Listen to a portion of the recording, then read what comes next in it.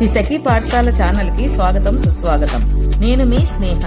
చిన్న టాపిక్ అండి. ఏంటంటే మన పెరటలో అంటే మన ఇంట్లోనే మన మొక్కల మధ్యలో పెరిగే కలబందతో చర్మం ఎలా కాంతివంతంగా చేసుకోవచ్చో దాని గురించి ఈరోజు మనం మాట్లాడుకుందాం.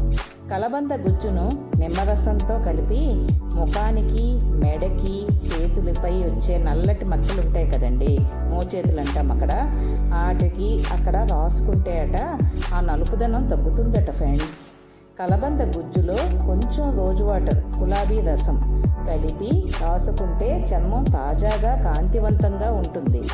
కలబంద గుజ్జులో కొంచెం పసుపు, కొంచెం తేనె, మీగడ, దాంతోపాటు కొంచెం రోజ్ వాటర్ కలిపి ఆ మిశ్రమాన్ని ముఖానికి ప్యాక్లాగా రాసుకొని 30 నిమిషాల తర్వాత గోరువెచ్చని నీటితో కడిగి మెత్తని గుడ్డతో తుడుచుకొని ఉంటే దానివల్లట పిగ్మెంటేషన్ వల్ల వచ్చే మచ్చలు కానీ, కాలిన గాయాలు కానీ, మొతిమలు తగ్గిపోయాక ఏర్పడే మచ్చలు ఉంటాయి కదండి, ఆ మచ్చలు కూడా తగ్గిపోతాయట ఫ్రెండ్స్.